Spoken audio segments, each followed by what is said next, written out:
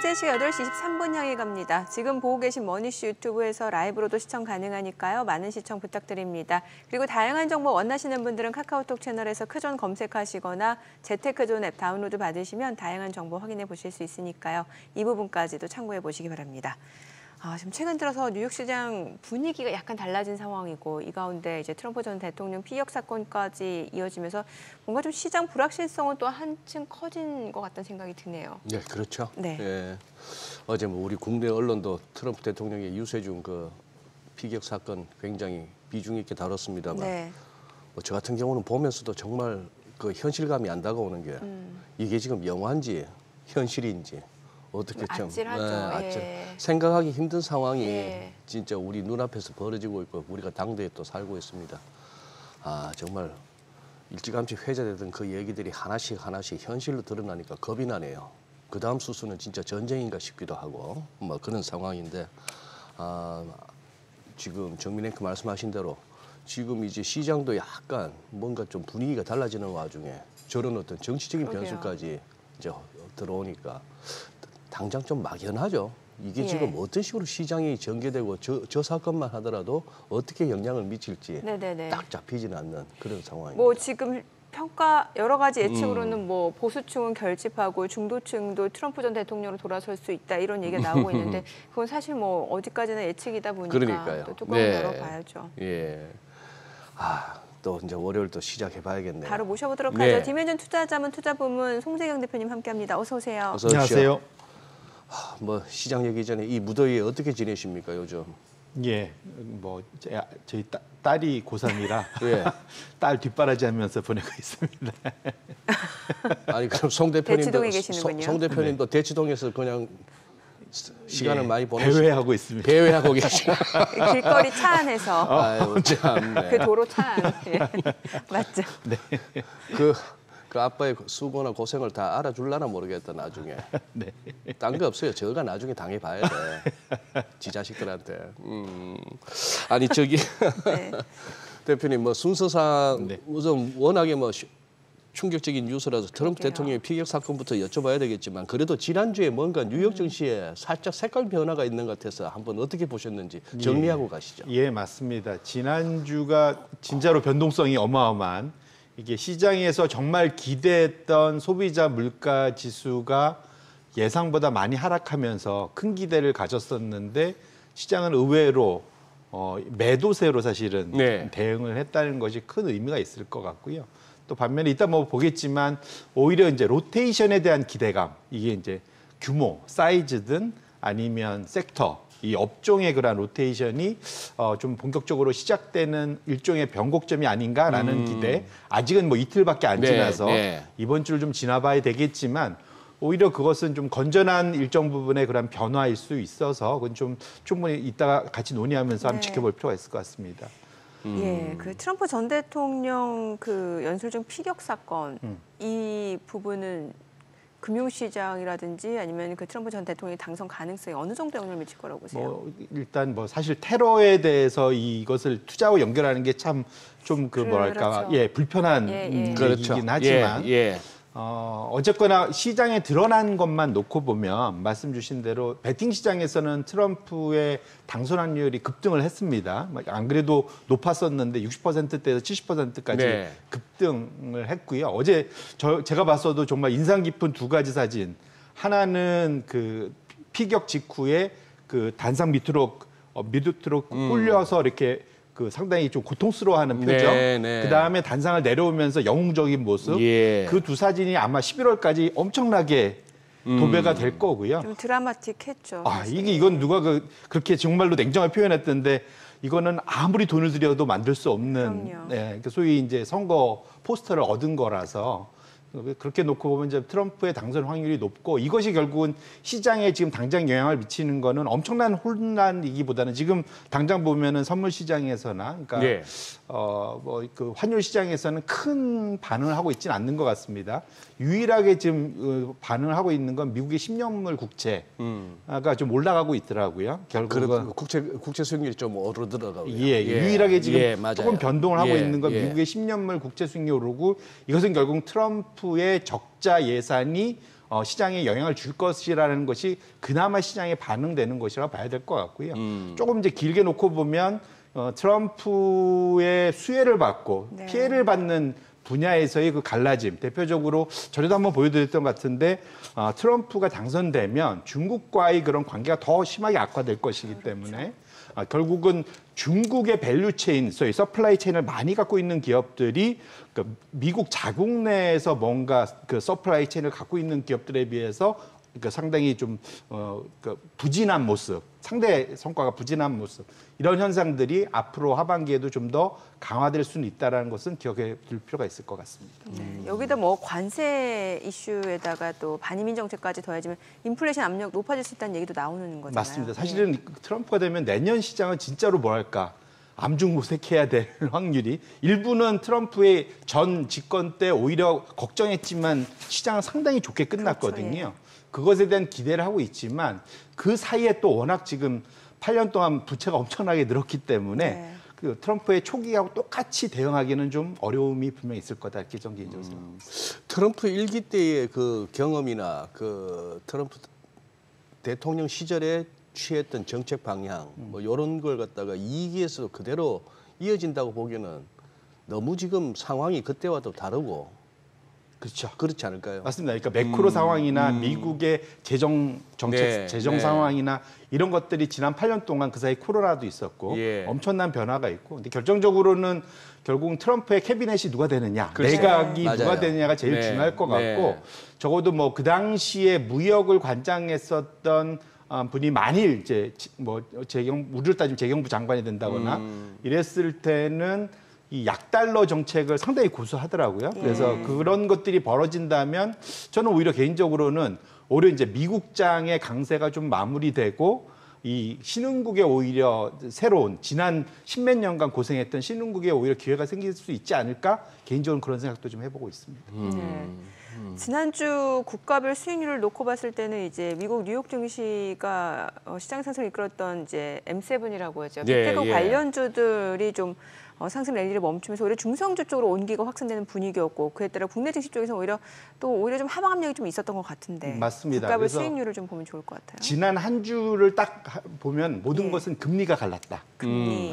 결국 전 세계적으로 금리가 갈랐다 봐야 될 것 같고요. 첫 번째로는 이제 우리가 기다렸던 목요일 날 6월 미국의 소비자 물가 지표가 예상보다 상당히 좋게 나왔잖아요. 네. 그러니까 무슨 말이냐면 전달보다도 내려왔고 예상치보다도 더 내려왔습니다. 네. 그리고 심지어 슈퍼코어로 해서 핵심은 마이너스를 기록하면서 두 달 연속 괜찮은 숫자가 나오면서 연준한테 금리를 인하할 수 있는 여력을 좀 더 확보해 준 상황이다 봐야 될 것 같고요.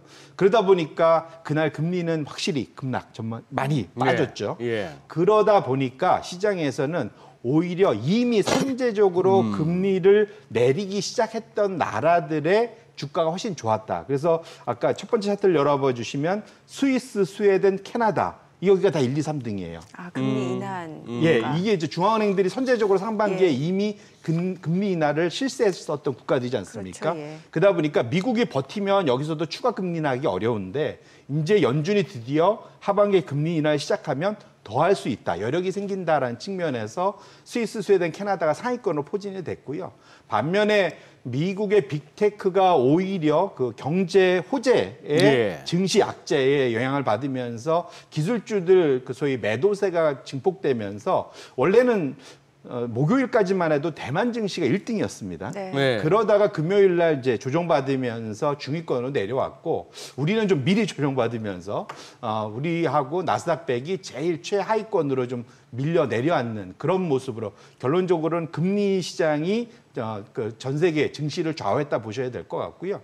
두 번째 차트를 열어봐 주시면 금리의 변동폭도 그대로 나타납니다. 지금 보시면 스위스, 스웨덴이 금리의 변화, 하락폭이 더 큰 거, 제일 큰 걸 확인하실 수 있어요. 오히려 미국 금리 내려간 것보다 스위스, 스웨덴이 내려간 게 더 커요. 그러네요. 예, 결론적으로 아까 앞에 봐서 예. 1, 2위 했던 게 결국은 금리 때문에 영향을 받았다라는 것이 여실히 드러나서 아까 대표님 말씀하신 금리가 갈랐다. 예, 결국은 지난주에 가장 큰 변화는 금리였다, 이렇게 보셔야 될 것 같습니다. 저거는 이제 국가별 성적표고 국가별 성적표에 있어서 아무래도 이제 국채 금리가 내려간 쪽에서 증시 성적이 좋았다 이렇게 정리가 될 수 있겠는데. 네. 근데 한번 그것도 한번 짚어주실 때가 된 것 같아요. 업종별 섹터별로 좀 많이 이제 살짝 분위기가 달라져가지고. 맞습니다. 그래서 네. 말씀 주신 대로 우리가 이제 앞으로 또 지금 챙겨봐야 될 게 소위 이제 섹터 로테이션 예. 이것이 네. 시작되느냐 이것도 금리가 가르고 있습니다. 이것도 금리가 가른다. 예. 지금 보시면 지난 한 주간 S&P 500이 정확히 정 가운데 있고요. 예. 좌우로 쫙 갈라져 있지 않습니까? 예. 보통은 저 맨 왼쪽에 제일 상위권에 빅테크 업종들이 있었는데 지금 보면 부동산 유틸리티가 1, 2위예요. 아하. 이게 금리가 하락할 때 최대 수혜를 받는 데들 대부분 장기간 오래 돈을 빌려서 투자하는 데들이잖아요. 그러니까 금리가 내려가면 자금 그 조달도 쉽고 그 금융 비용도 떨어지고 이러다 보니까 부동산이 일단 1차적으로 제일 많이 올랐다 보셔야 될 것 같고 네. 유틸리티도 무슨 발전소 하나 송전 시설 하나 만들 때 장기 엄청 대규모 투자 들어가지 않습니까? 그거 다 내 돈으로 하는 거 아니야? 빌려서 해야 되니까 그런 측면에서 유틸리티도 금리 하락기에 수혜다. 이제 이렇게 해석할 수 있을 것 같고요. 경기 민감형들, 경기가 상대적으로는 나아질 거라 보다 보니까 소재나 산업재도 상위권에 좀 랭크된 그런 모습들이 분명 나타났다 보셔야 될 것 같고 반면에 우측은 보통 기술주도 이럴 땐 좋아야 되는데 워낙 많이 올랐지 않습니까? 네. 그러다 예. 보니까 경제 뉴스 호재의 증시에서는 그러니까 소문에 사서 뉴스에 판다고 통신 서비스, 정보기술, 경기소비재, 빅테크들이 다 들어가 있는 그런 업종들이 확실히 한 주간 많이 지수에 비해서 부진한 모습을 보였다. 이렇게 정리해 볼 수 있을 것 같습니다. 네. 좀 분위기가 달라졌다라는 측면에서 보면은 뭐 빅테크만 가는 게 아니라 지난주에는 이제 빅테크가 좀 쉬고 오히려 이제 러셀 2000 쪽, 중소형주 쪽이 좀 그동안 못 올랐던 종목들이 좀 많이 올랐고 또 간밤 주말에는 이제 좀 동반 호조 모습을 보이긴 했는데 이를 두고 좀 여러 가지 해석이 나올 수도 있는 게 이게 이제 시장 온기가 확산이 돼서 긍정적으로 보는 뷰도 있는 반면에 이 거품 끝물일 때 그동안 못 올랐던 종목들이 오르는 거 아니냐라는 얘기도 있어요. 맞습니다. 저도 이제 조마조마한데 예. 이제 무슨 말이냐면 통상으로는 이게 이제 소위 그 확산. 네, 그러니까 우리가 이제 보통 그 AD 라인이라고 해서 등락 주선이라고 하잖아요. 예. 상승 종목과 하락 종목을 갖고 어느 게 많아지죠. 상승 종목이 많아지면 올라가고 예. 지수가. 상승 종목이 하락 종목이 더 많아지면 떨어지고 그런데 최근 들어서 이것이 완전 벌어졌었거든요. 워낙 쏠림 현상이 심하다 보니까 그런데 이제 드디어 등락 주선이 미국도 다시 이제 우상향으로 지난 주말 목금 동안 이제 늘어났거든요. 네. 이런 것들이 이제 시장에 소위 이제 확산, 온기 확산 뭐 이렇게 해석할 수도 있는데 거꾸로 그러면 이게 돈에 그러니까 내 현금 여력이 있으면 기존 빅테크는 내비두고 그렇죠. 예. 그러고 이제 중소형주 사면 예. 그러면 이제 전체적으로 다 같이 올라가는데. 해피 뭐 이렇게 낼 수가 있을 텐데 지금 문제는 그 소위 이제 운용사들이나 개인들이나 꽉꽉 채워갖고 지금 주식을 갖고 있는 상태에서 네. 뭘 헐어서 덜어내서 만약에 이제 섹터 로테이션을 해야 된다면 상당히 쏠림으로 많이 올라갔던 부분이 조정을 받지 않을까라는 우려는 분명 나타날 수 있고요. 대표적으로 그것이 지난주 목금 동안 나타난 지수 표시입니다. 이게 마치 누가 일부러 갈라놓은 것처럼 글쎄.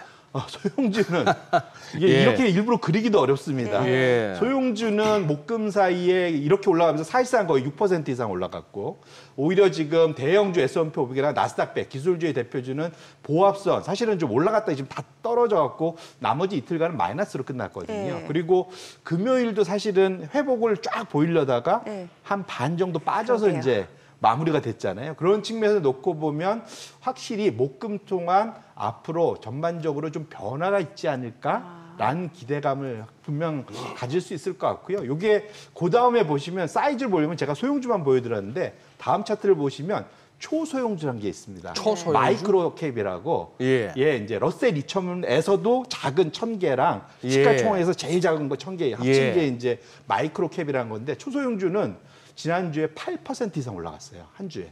그러니까 엄청나게 그쪽으로 이제 쏠림이 좀 심해졌던 거죠. 그다음에 소형주, 그다음에 동일가중. 그 말은 뭐냐면 M7보다 나머지 493개가 훨씬 더 많이 올랐다 보셔야 될 것 같고 나스닥도 동일 가중이 나스닥 100 시가총액 가중보다는 훨씬 더 좋았다. 결론적으로는 확실히 쏠림 현상이 지난주 한 주 동안 좀 해소가 되고 있다는 측면으로 볼 수 있고 펀더멘탈리도 해석해 보면 아까 금리하고 또 연관돼 볼 수 있는데 저희가 그 소형주가 지난주에 보시면 중대형주에 비해서 적자 기업이 엄청 많아졌다. 네. 제가 그런 말씀 드린 적이 있습니다.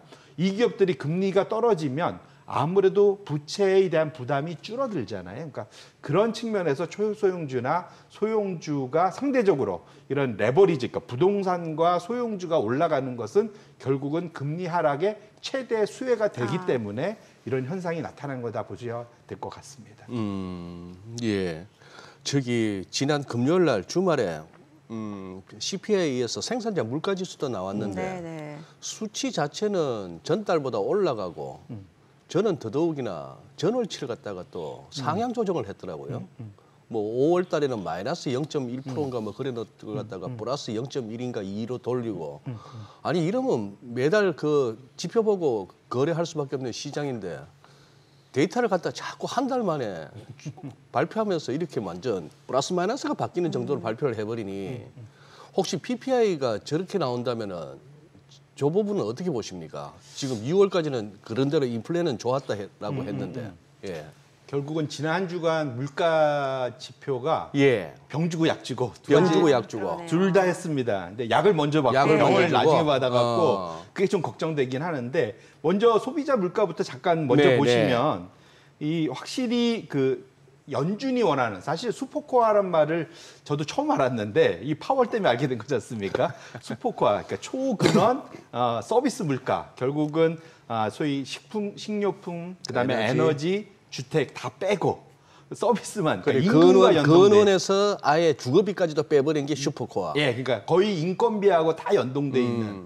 근데 그런 것이 지금 보시면 제가 이렇게 하이라이트를 해놨는데 2달 연속 전월 대비 마이너스로 갔다. 이거 상당히 의미 있거든요. 예. 이거는 확실히 미국의 고용 시장이 약화되는 것이 그대로 지금 연결이 돼서 서비스 아하, 물가가 예, 떨어진다. 예. 이거 상당히 좀 뭐랄까, 그러니까 연준이 원하는 아. 그런 효과가 이제 확실히 이제 드디어 2년 만에 나타나고 있거나 그런 측면에서 보면은 연준이 금리를 인하할 수 있는 용기, 자신감을 확실히 줄 수 있는 거다 보셔야 될 것 같고요.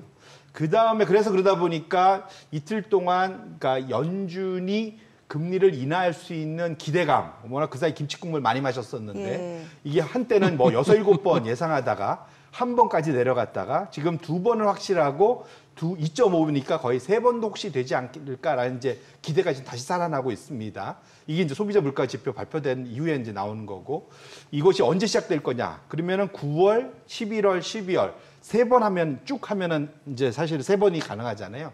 저 개인적으로는 원래는 11월을 고수했는데 이대로 나오면 확실히 9월도 가능하겠다. 그러면 첫 금리 인하가 9월부터 시작될 수 있지 않겠느냐는 기대감은 이제는 좀 더 이상 기침국물 마시지 않아도 되겠다. 근데 7월은 좀 쉽지 않을 것 같고요. 7월은 쉽지 않을 것 같고. 예, 예. 근데 지금 상황에서 보면은 9월 가능성은 정말 많이 높아졌다 볼 수 있을 것 같은데 지금 그 말씀 수장님께서 잘 지적해 주신 대로 제일 걱정이 또 이게 뒤가 뭔가 개운치 않은 네. 예, 뭔가 뒤가 뭘 땡기는 느낌이 생산자 물가입니다. 네. 이것이 보면 소비자 물가가 전월 대비 예상치 대비 낮아졌다면 예. 거꾸로 생산자 물가는 전월 대비도 높아지고 예상치 대비도 높아졌거든요. 네. 상당히 좀 공격적으로 나온 거예요, 네. 강하게. 그 다음 차트를 열어봐 주시면 이 생산자 물가의 이런 우상향이 선제적으로 가는 것이 뭐냐면 우리가 늘 그 사이에 봤던 컨테이너 운임 지수. 네. 아하. 지금 차트를 보시면 녹색 선이 컨테이너 운임 지수거든요. 이것이 지금 우상향에서 엄청나게 빠른 속도로 가고 있잖아요. 지금. 예. 그거를 시차를 두고 보시면 미국의 생산자 물가 지수가 따라가는 경향이 그대로 좀 보시면 나타나지 않습니까? 결론적으로는 하반기에 이 컨테이너 운임 지수가 예고하는 것이 생산자 물가 지수가 올라오는 겁니다. 결국은 지금 말씀하신 대로 인플레이션 재상승 압력 이것이 또 예. 시차를 두고 소비자 물가에 연결을 될 거지 않습니까? 근데 문제는 여기서 이것을 과연 중간에서 기업들이 흡수하느냐 여부인 것 같아요. 네네. 이제 이전에는 수요가 너무 세다 보니까 오는 그냥 생산자 물가 인상분을 그냥 소비자한테 다 예. 다 넘길 수 있었는데 지금 소비가 약해지고 있잖아요. 아, 또 이번 주 소매 판매 지표 발표되잖아요. 예, 그러니까 생각보다는 이것이 약해지고 있는 상황이기 때문에 그러면 중간에 기업이 비용 올라가는 걸 감내를 해야 됩니다. 그렇죠. 그것은 시장 입장에서는 그러면 소비자 물가는 안 올라가니까 좋은 거 아니냐? 그게 아니고 기업의 이익이 마진이 떨어지는. 그럼 우리 하반기에는 493개를 포함한 러셀 2000의 이익이 좋아지는 모습을 그리고 있는데 생산자 물가 올라가는데 소비가 둔화되면 중간에 기업이 소위 끼이는 형국이 될 수 있기 때문에 시장 입장에서는 썩 좋은 그림만은 아니다 이렇게 보셔야 될 것 같습니다. 전 최근 또 그 빅스 있잖아요. 일명 뭐 공포지수, 변동성지수 이게 굉장히 지금 낮은 상황이란 말이죠. 네, 네. 이게 또 시사하는 바가 분명 있을 것 같다는 생각이 들거든요. 맞습니다. 빅스가 뭐 2015년 이래 가장 낮은 예, 수준 예. 뭐 이런 상황이거든요. 그렇죠. 예, 엄청 예. 낮은 수준이 유지되고 있는데 이것이 다른 말로 하면 투자자들이 자신감을 넘어서 약간 자만감? 그러니까 과매수라고 봐야 되나요? 네. 과매수 구간이라고. 그렇죠. 예. 이제 투자자들이 너무 앞으로 절대 시장 하락은 없어. 예. 좀 이제 멘탈이 좀 방만해져 있는. 이제 꽉꽉 채워서 지금 오히려 또지는 포모죠. 이번에 포모. 못 먹으면 앞으로 먹을 기회가 없을 거야. 네. 뭐 이제 이런 기회 것 때문에 이제 상당히 낮아지는데 이 빅스가 낮은 건 좋은데 오히려 낮은 게 독일 수도 있다. 이제 무슨 말이냐면 더 낮아지기 어려우면 올라갈 일만 남잖아요. 이제 그런 걱정이 있는데 절대 레벨 자체가 역사적으로 거의 뭐 저 밑으로는 잘 힘들었죠. 그렇죠. 현재. 지금 그러니까 여기서 더 내려가기보다는 잘해야 옆으로 행보고 예. 올라갈 확률이 높은데 과거에 연준의 기준 금리가 선행 지표 역할을 한다는 거죠. 빅스에. 네. 한 2년 정도를 선행해서 올라간다는 거고 결국 이것은 다른 말로 하면 연준이 금리를 인상하고 나면 이것이 시차를 두고 경제를 둔화시키거나 침체를 유발해서 그러다 보면 빅스가 한 2년 이후에는 급등하는 모습, 지수를 똑같이 그러니까 연준의 기준금리에 올라가는 궤적을 따라갔던 것이 그대로 이제 지금 이게 이제 도이치뱅크에서 그려놓은 차트인데 보시면은 모양이 정확히 일치를 하잖아요. 지금 그래서 지금 시장이 그래서 기대하는 게 저도 지난주에 제발 좀 됐으면 좋겠다 말한 게 95년도에서 6, 7년도에 잘 빠져났던 연착륙 시점 그것이 이번에 나타나야 되는데 만에 하나 혹시 나타나지 않으면 4번에 3번에 있었던 저 급등하는 저희 빅스 우상향 시장이 나타날 수 있고 빅스가 보통 올라가면 지수는 변동성이 커지면서 하락 압력을 받거든요. 네. 그런 것들이 분명 있을 수 있기 때문에 지금 상황은 이게 연준이 정말로 이 조정을 잘 해줘야 되겠다 이렇게 말씀드립니다. 아까 저 생산자 물가지수하고 네. 컨테이너 운임지수 그 겹쳐놓은 그림을 보니까 진짜 컨테이너 운임지수 따라서 생산자 물가지수가 결국은 뒤따라 가긴 가는데 저거 해결 방법도 있을 것 같습니다. 어떤 거에 있습니까? 아니 CPI가 좀 불안하면은 거기서 에너지하고 음식료 값은 변동성 크니까 빼서 근원하고 주거비가 자꾸 안 떨어지면 주거비 빼서 슈퍼코어 만들듯이 그러면 컨테이너 운임 지수를 뺀 PPI를 만들죠 뭐 지표를 맹탕 PPI라고 그것도 방법인데 연준 금리나 명분 만들려면 이게 옛날 그 닉슨 때 아스밀러 초식 아닙니까? 그렇죠. 아서번즈가 그런 식으로 아스번즈 죄송합니다. 했었던 사실 그렇게 했었는데 그래서 이제 아까 말씀드린 대로 레벨이 중요한데 생산자 물가 지표가 올라가는 속도가 저 컨테이너 운임 지수만큼만 안 올라가 주면 그러면 이제 어느 정도 기업이 소화를 해낼 수 있지 않을까라는 기대감. 근데 다만 그거는 분명 그러니까 소위 기업들한테는 마진 지금 역대급으로 높아진 그런 이익 마진을 떨궈야 되는 낮춰야 되는 그러한 그 소위 명암이 있다는 것을 우리 투자자분들은 동시에 기억하실 필요가 있을 것 같습니다. 동시효과 보기 전에 그냥 뭐 지표 점검 마지막으로 한번 하시죠. 저기 미시간대 소비 심리 지수도 나왔는데 네네. 자, 여기 이제 좀 떨어진단 말입니다. 시장 예상보다도 낮고 그만큼 소비자들이 조금 이제 위축된다는 얘기인데 네네. 이게 그동안에는 마냥 좋은 소식이었어요. 네. 그러면 연준이 금리 내려줄 거야. 네네. 자, 요 심리가 어디까지 그 어떤 경계선이 있을 것 같은데 더 나빠지면 이거 좀 섬찟해 줄 수 있잖아요. 이게 그러니까 소비자 그러니까 소위 미시간의 소비자 심리 지수하고 컨퍼런스 보도의 소비자 그 신뢰 지수 두 가지의 크게 차이를 보면 미시간 것은 이제 지갑을 얼마나 열 수 있느냐. 글쎄. 예, 요거고 예. 컨퍼런스 보드는 나는 일자리 쉽게 구할 수 있어. 아하. 요 두 가지로 이제 크게 구분이 예. 되는데 확실한 건 말씀 주신 대로 미시간 소비자 신뢰 지수가 지금 약세로 가는 것은 미국의 소비자들이 지갑 열기에 이제 버거워하는 것은 분명하다. 그것이 특별히 지금 미국의 우리가 계속 논의했던 저소득층은 확실하게 어려움을 겪고 있는 것 같고요.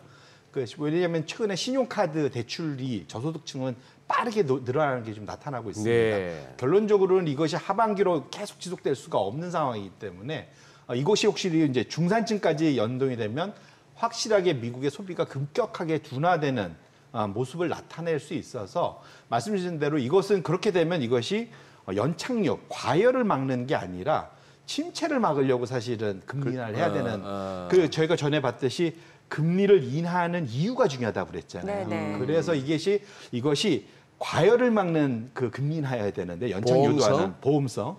근데 침체를 막는 인하가 되면 주식시장에는 상당히 안 좋은. 그래서 지금은 채권이 좀 더 유리해지는 모습으로 가고 있다 이렇게 말씀드립니다. 그래서 언제 금리 인하할 거라고 보시는 거예요? 저는 9월로 지금 9월. 이제 저도 이제는 11월에서 9월로 좀 당기고 있는 상황. 앞당겨서. 우리 한은은요. 네. 한국은행은요. 근데 과거의 경험상 미국이 하고 난 다음에 하더라고요. 선제적으로 하는 경향은 저는 못 본 것 같습니다. 예. 그래서 사실 우리 금통위에서 예. 재밌는 시그널을 줬어요. 금통위원 2명 정도가 네. 2분 정도가 3개월 정도의 어떤 시간을 두고 금리 인하 가능성을 3개월이면 10월 아닙니까? 맞습니다. 네. 다음 또 회의도 금리 내릴 수 있는 것도 10월이고 하니까. 왜냐하면 연준이 내려줘야 시그널을 내려줘야. 주고 그래야 이제 달러 약세가 나타날 거고 그러면 우리나라 환율 시장에 지금 사실상 환율 방어에도 좀 부담이 좀 일부 예. 있잖아요. 이거에 대한 여유를 갖기 위해서라도 제 생각에는 일단 미국이 먼저 움직여준 다음에 우리가 움직일 수 있지 않을까 저 개인적으로 그렇게 생각합니다. 네. 예. 알겠습니다. 지금 시각 8시 50분 향해 갑니다. 오늘 양시장 호가 상황 체크해 보겠습니다. 먼저 코스피 예상 체결지수부터 확인해 보죠. 오늘 코스피 0.2% 상승 예상되고요. 예상 체결지수 2,864포인트입니다. 코스닥 오늘 0.3% 상승 예상됩니다. 예상 체결지수는 852포인트입니다. 시가총액 상위 종목 예상 체결가 보겠습니다. 삼성전자 오늘 0.7% 지금 호가에서는 좀 하락이 예상되고요. 83,800원으로 집계가 됩니다. SK하이닉스는 1.5% 상승 예상되고요. 예상 체결가는 236,500원. LG에너지솔루션 보합 예상되고요. 삼성바이오로직스가 0.4% 상승 예상됩니다. 예상 체결가 827,000원. 현대차 0.3% 상승할 걸로 보이고요. 호가는 272,500원으로 집계가 됩니다. 기아 소폭 하락 출발 예상됩니다. 예상 체결가 121,000원이고요. 삼성전자 우선주는 강보합권 예상됩니다. 셀트리온이 0.8% 상승할 걸로 보이고요. 호가는 지금 194,400원.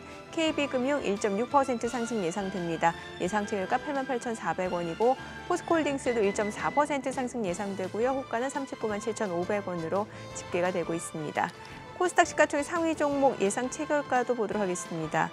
에코프로비에 오늘 0.6% 상승 예상됩니다. 지난 금요일에 3.5% 강하게 좀 반등을 보여줬고요. 오늘 추가적으로 상승세가 예상됩니다. 호가는 197,000원, 알테오젠 2.5% 약세 예상되고요. 호가는 265,500원. 에코프로가 1% 상승 예상됩니다. 예상 체결가 102,600원. HLB 0.4% 상승 예상되고요. 예상 체결가는 85,000원. 삼천당작 1.7% 상승 예상됩니다. 호가 202,500원이고요. HPSP가 1% 상승 예상됩니다. 호가 42,800원. 그리고 셀트리온제약 0.8% 상승이 예상이 됩니다. 지금 호가는 96,500원, 엔캠이 2.8% 약세 예상되고요. 예상 체결가 197,200원, 리노공업, 클래시스는 보합 출발 예상되고 있습니다. 이제 개장까지 8분여가량 남았습니다. 일단 오늘 양시장, 지난 금요일에 또 워낙 좀 시장이 하방 압력을 받았고 오늘은 좀 되돌림 반등이 예상이 되는데 호가 분위기는 반등폭은 그렇게 크지 않을 걸로 보이네요. 네, 그렇다고 뭐 딱히 빠질 만한 상황도 아닌 것 같고요. 네. 예, 미국 장이 일단 주말에 다 좋았으니까 그런 부분도 있고 그리고 어떻게 영화를 찍어도 그런 장면을 찍기는 힘들었을 것 같아요, 그죠? 지금 우리 계속 여기저기서 트럼프 전 소개하는 대통령, 예. 아주 그 상황에서도 주먹을 불끈 쥐는 그런 아주 모습들은 그게 뭐 시장에 크게 영향을 뭐랄까요? 뭐 시장에서 도망가야겠다는 느낌을 주는 사진은 아니지 않습니까? 상황도 그렇고 그런 상황인데 그냥 보합 정도. 오늘 저는 개인적으로 궁금한데요. 돌고 돌아서 이제 코롱하고 두산까지 왔는데 우리 이제 그룹별로 돌아가면서 찔러보는 그게 지금 이제 코롱하고 두산까지 왔는데 뭐 뉴스의 흐름도 있다 보니까 왔습니다만 그 힘이 어느 정도 되는지가 저는 개인적으로 궁금합니다. 왜 또 자꾸 웃으세요, 대표님? 제 얘기가 너무 한국 증시에 대한 비하 표현으로 들리십니까? 아닙니다. 뭐 투자자들은 당연히 그런 그것도 모멘텀으로 하니까요. 여기고 덤비니까. 아, 네네. 그러니까요. 그건 있는 그대로 당연히 있는 그대로 인정해야 해서, 된다고 생각합니다. 네, 그게 우리 체질이고 우리 현재 시장에 네네. 제일 주된 동인이니까 아, 그걸 무시하고는 뭐 예, 그리고 그룹별로 다 자기의 특징들이 있고 거기에서 움직이는 그런 그 내러티브 다 있으니까 네. 예, 당연히 거기에 맞춰서 대응을 하는 것은 투자자 입장에서는 현명한 대응이라고 저는 개인적으로 생각합니다. 예. 지금 살짝 이제 주말 장에서 지수만 봤을 때는 큰 그건 없는데 미국 은행주들이 네. 조금 밀리더라고요. 네네.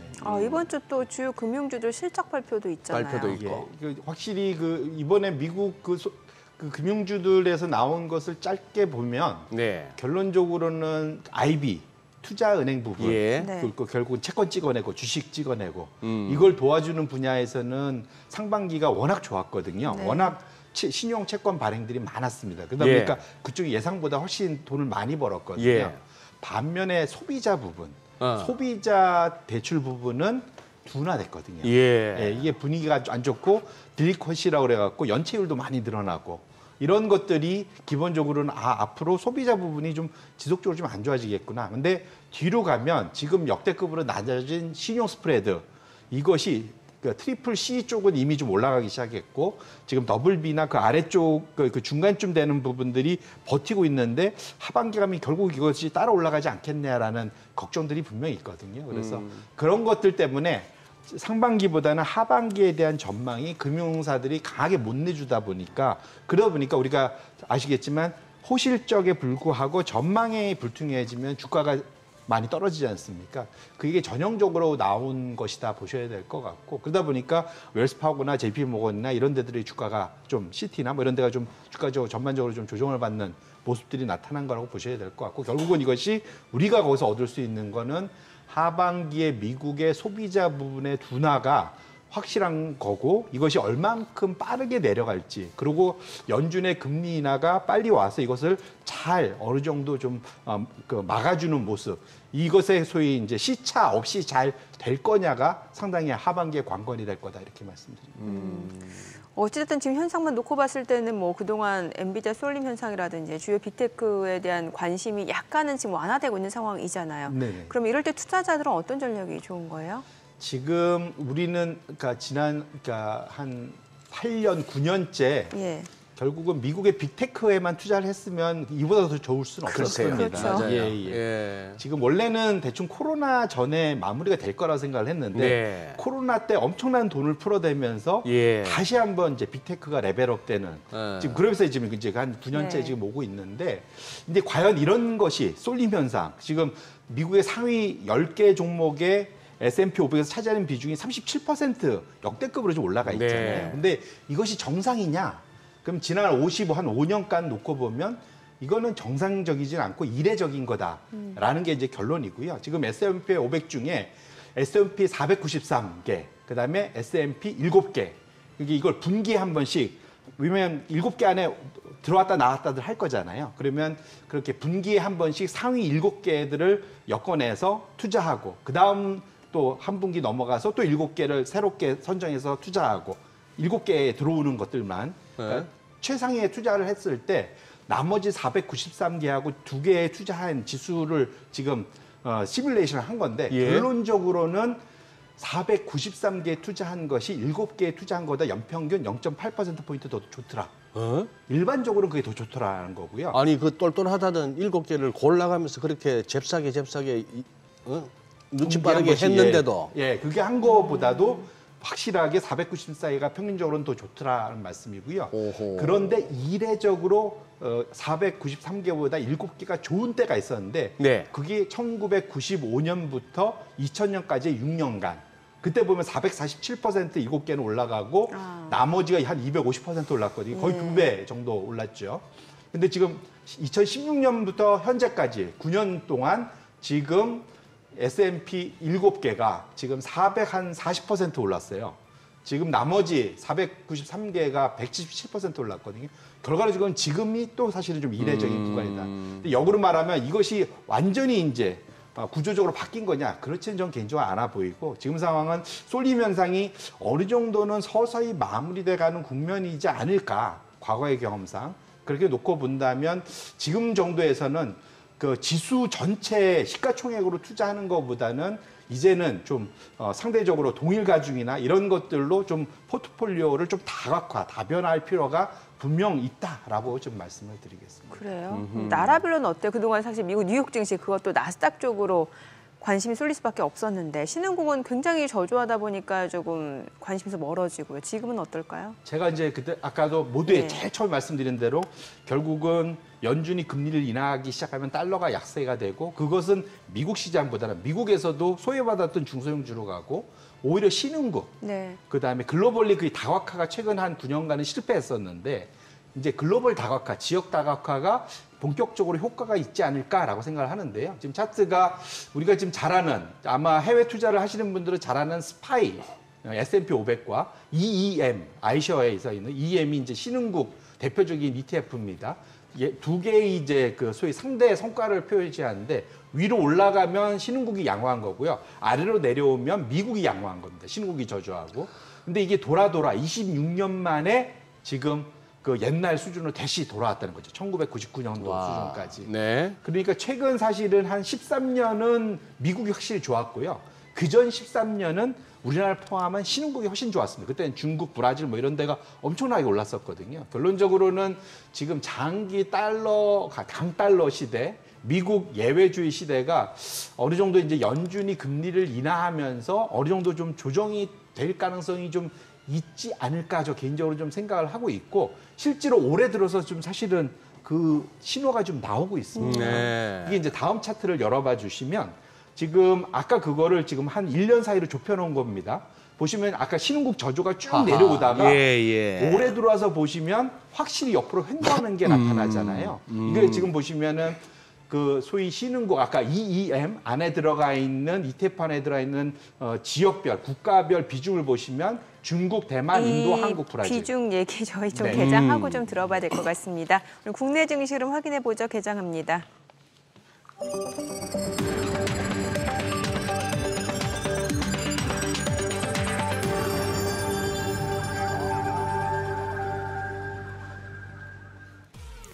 네, 7월 15일 월요일 국내 증시 개장했습니다. 지난주 후반에는 이제 미국 대형주, 주요 기술주들 급락 여파로 국내 증시가 그 문매를 고스란히 받는 상황이었는데 주말에는 또 간밤 뉴욕 증시 3대 지수 모두 상승으로 마무리가 됐습니다. 금리 인하 기대감이 지금 더 커지고 있는 상황에서 이제 정치적인 변수라고 볼 수 있는 트럼프 전 대통령의 피격 사건이 또 금융시장이라든지 전반적으로 이제 대선에서의 어떤 영향을 미칠지 좀 관심이 모아지고 있는 상황이고요. 이번 주에는 소매 판매 지표 발표도 예정이 되어 있습니다. 챙겨봐야 될 뉴스들이 굉장히 많은 상황인데 오늘 국내 증시 양시장 출발 지수 보도록 하겠습니다. 코스피가 0.4% 올라갑니다. 2,870포인트, 코스닥도 0.29% 상승합니다. 852포인트입니다. 시가총액 상위 종목 시초가 보겠습니다. 삼성전자가 오늘 0.47% 상승합니다. 84,800원이고요. SK하이닉스 보합이고요. LG에너지솔루션 0.2% 떨어집니다. 372,000원. SK하이닉스 0.4% 상승 보여주네요. 삼성바이오로직스가 0.6% 올라갑니다. 828,000원. 현대차도 0.5% 올라갑니다. 273,000원이고요. 기아가 강보합권으로 121,500원. 삼성전자 우선주도 강보합권이네요. 셀트리온이 1.5% 상승합니다. 191,700원이고요. KB금융은 떨어집니다. 86,300원. 포스코홀딩스가 0.38% 올라갑니다. 393,500원에 거래되고 있습니다. 코스닥 시가총액 상위 종목 시초가도 보도록 하겠습니다. 에코프로비엠은 0.8% 하락합니다. 지난주 금요일 3% 넘게 반등을 보여줬는데 오늘 또 하루 만에 다시 한번 좀 물량들이 나오면서 내림세네요. 194,200원, 알테오제는 보합이고요. 에코프로는 소폭 올라갑니다. 101,600원. HLB 1.8% 상승합니다. 지금 86,400원에 거래되고 있습니다. 최근에 사흘 연속 주가 좀 조정을 받았다가 오늘 또 다시 좀 반등을 보여주고 있는 상황이고요. 삼천당작 1.5% 올라갑니다. 202,000원이고요. 그리고 HPSP가 0.3% 상승합니다. 42,500원, 셀트리온작 1.2% 상승합니다. 96,900원, NPM이 좀 많이 떨어지네요. 195,000원, 민호공업 소폭 하락 흐름 좀 보합이네요. 244,000원, 클래시스가 0.4% 떨어집니다. 49,300원에 거래되고 있습니다.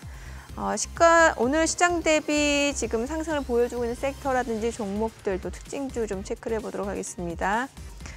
오늘 보게 되면은 이제 네이버 흐름이 좋네요. 2.5% 상승 보여줍니다. 사실 개인 투자자분들이 가장 많이 담고 있는 종목이기도 한데 오늘 사흘 만에 반등을 보여줍니다. 2.4% 상승하면서 179,000원이고요. 반면에 카카오는 지금 0.7%, 네이버 대비로는 상승 폭이 그렇게 크진 않습니다만 그래도 0.5% 상승하면서 42,550원에 거래되고 있습니다. 그리고 오늘 가상화폐 관련주들 올라갑니다. 트럼프 전 대통령 피격 사건 이후에 비트코인이 지금 많이 올라갔습니다. 가격이. 그에 따라 비트코인 관련주들, 가상화폐 관련주들 올라갑니다. 갤럭시와 머니트리가 13% 급등합니다. 6,530원이고요. 지금 보게 되면 우리기술투자가 6.7% 강세 7,880원, 하나투자증권도 1.9% 올라가고요. 위지트도 3% 강세를 보여주고 있습니다. T사이언티픽도 3% 상승하면서 1,174원에 거래되고 있는 상황이고요. 다날도 2.2% 상승합니다. 3,840원. 그리고 제이시언 시스템, 위메이드 모두 2%에서 3% 강세를 보여주고 있습니다. 오늘 가상자산 관련주도 흐름 좋고요. STO 관련주도 좋습니다. K옥션 7% 이상 올라갑니다. 3,935원이고요. 서울 옥션도 4% 관련 지금 강세를 보여줍니다. 8,300원, 8,400원. 그리고 그밖에 IT센도 1.7% 상승 보여줍니다. STO 관련주라고도 볼 수 있을 것 같고 NFT 관련주라고도 보셔도 될 것 같습니다. 갤럭시 SM도 4.8% 강세 보여주고 있습니다. NFT 쪽은 보셨다시피 서울 옥션, K 옥션도 있고 그밖에 A스토리, 이게 다 NFT, STO 관련주들이 다 좀 같이 좀 엮여 있는 종목들이 많다 보니까 이들 섹터가 좀 상승을 하고 있는 것으로 확인이 됩니다. 자, 그리고 지금 시각 9시 4분 지나가는데 오늘 신규 상장한 종목 주가도 보도록 하겠습니다. 엑셀세라퓨틱스가 오늘 18%. 글쎄요, 보통은 상장 당일 첫날 굉장히 화려한 데뷔전을 치르곤 하는데 글쎄요, 시장 분위기 전반적으로 좀 불확실성이 커지고 있는 것 같습니다. 오늘 신규 상장한 종목 엑셀세라퓨틱스 18% 상승에 좀 그치고 있는 상황이네요. 오늘 두산그룹주 내에서는 두산에너빌리티가 3% 강세 보여주고 있고요. 일단 두산에너빌리티 같은 경우는 이제 원전 수주에 대한 기대감, 개별적인 모멘텀까지 더해지고 있는 상황이고요. 두산밥켓이 6% 약세 흐름 이어집니다.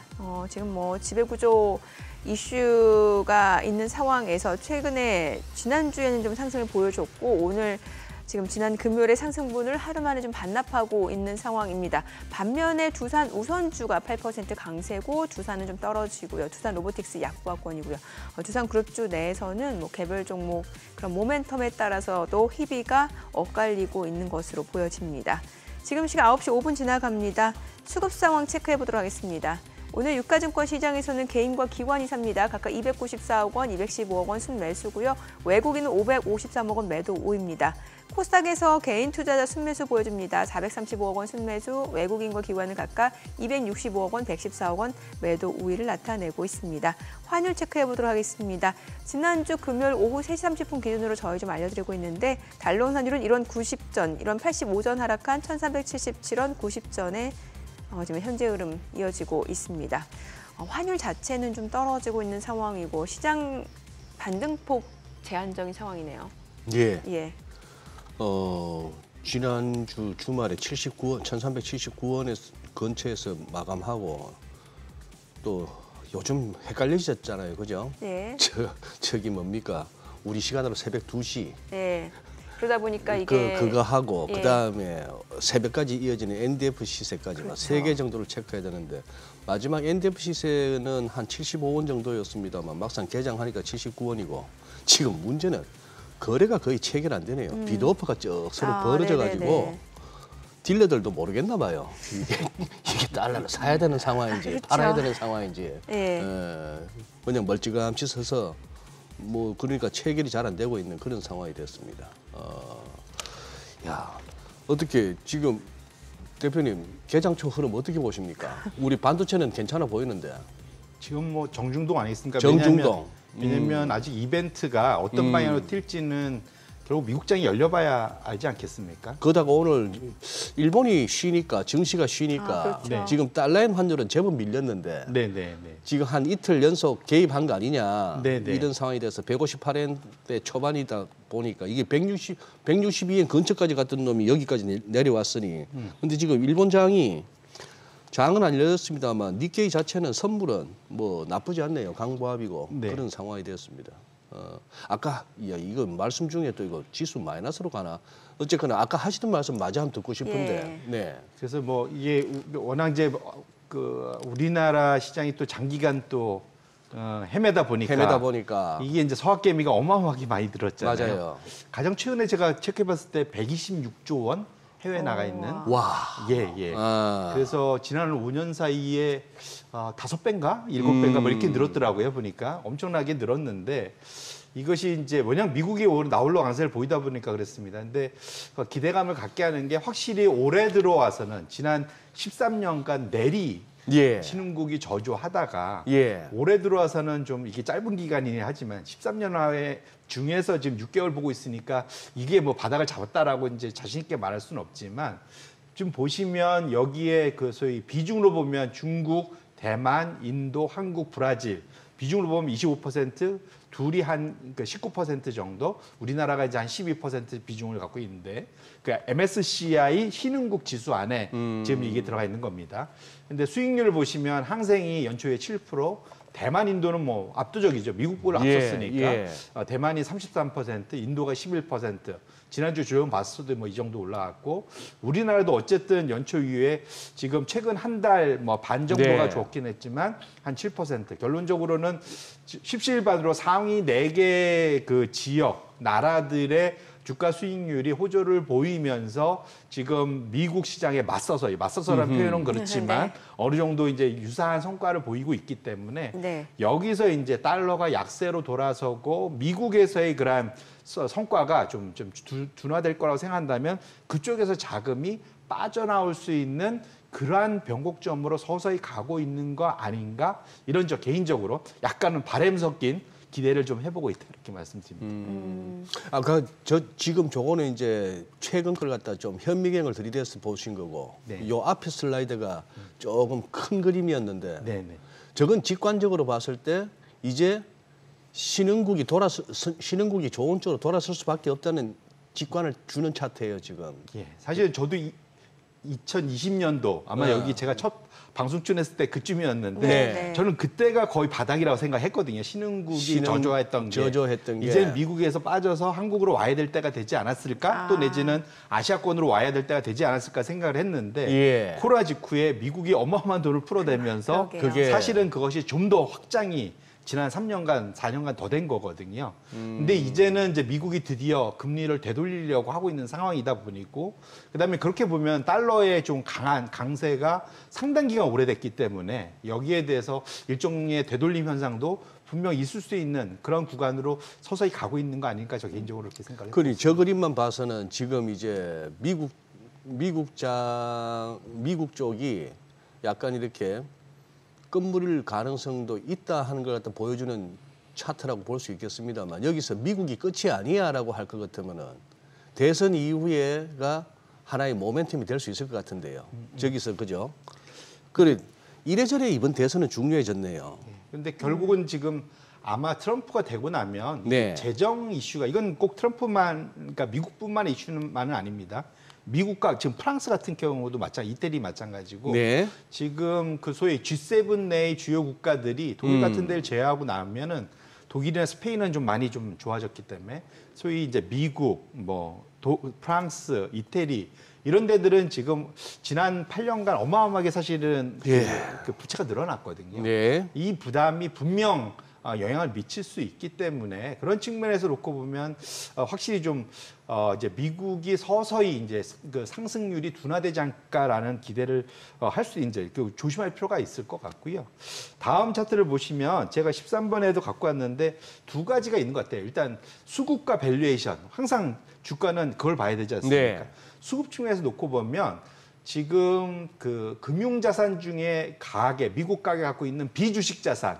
그러니까 결국은 이게 무슨 말이냐면 현금 같은 게 얼마였느냐. 지금 역대급으로 낮다는 거죠. 거꾸로 말하면 주식에 몰빵을 꽉 채우고 있다는 거죠. 채웠다. 근데 이거는 가계뿐만 아니라 그 소위 펀드 매니저들도 그렇고요. 외국인 투자자들 똑같습니다. 미국이 하는. 자기가 지난 역대급으로 가장 많이 갖고 있는 게 지금 주식 비중을 많이 들고 있거든요. 네네. 통상 이루고 나면 그 단기적으로 아니지만 장기적으로 이후로 10년간 보시면 평균적으로 소위 수익률이 둔화되는 거를 나타나는 걸 확인하실 수가 있어요. 그래서 지금 첫 번째로는 이건 또 심플한 것 같아요. 누군가 더 사줘야지 주가가 올라갈 텐데 그렇죠, 예. 모든 사람들이 갖고 있다 보니까 예. 이제 상승 탄력이 좀 둔화된다. 이렇게 쉽게 이해하실 수 있을 것 같고요. 두 번째 차트는 뭐냐면 S&P 500 PER. 지금 22배에서 23배 정도에서 거래되고 있습니다. 이 정도 수준이 되면 그 이후에 향후 10년간의 연평균 수익률이 어느 정도 나오느냐? 플러스 3%에서 마이너스 3%. 거의 그냥 거의 수익이 안 난다라고 보여야 되는 거죠. 결론적으로는 지금 수급도 그렇고 지금 밸류에이션 비싼 것도 놓고 보면 타이밍상으로는 뭐 지금이 꼭지다 이렇게 말씀드리는 게 아니라 지금 단기 투자자들 말고 장기 투자자들 입장에서는 퇴직연금 같은 이런 장기 자금을 투자하는 분들 입장에서는 지금이 주식 비중, 특히 미국의 주식 비중을 꽉꽉 채워서 늘릴 타이밍이냐라고 놓고 보면 이제는 사실 그 부분을 서서히 줄이고 나머지 미국 내에서도 중소형주를 늘린다든지 아니면 글로벌 다각화해서 신흥국 쪽의 그런 비중을 늘리다든지 이런 식으로 다각화를 해야 될 그런 타이밍으로 가고 있어서 지금의 아마 대부분의 PB나 이런 분들은 여전히 미국에 좀 더 집중하자는 콜을 하고 있을 텐데 긴 자금들은 지금이 오히려 미국에 집중할 타이밍은 분명 아닌 것 같다라고 좀 말씀을 드리고 싶습니다. 오히려 뭔가 좀 포트폴리오 좀 재편 시기다라고 이해를 하면 되겠네요. 그래서 여기에 대표적으로 장기 투자, 장기 가치 투자하는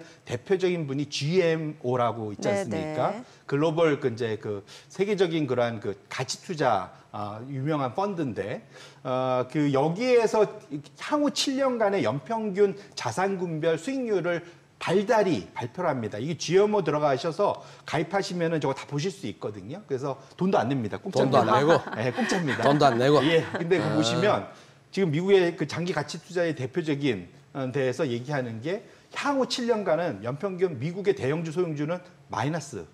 그럼 과거에는 저 자료가 잘 맞았어요? 대체로 이쪽이 그래도 이제 길게 놓고 보면 단기적으로는 네. 이쪽도 실수를 하지만 길게 놓고 보면 대체적으로 어느 정도 성과를 내고 있는다고 보셔야 될 것 같고요.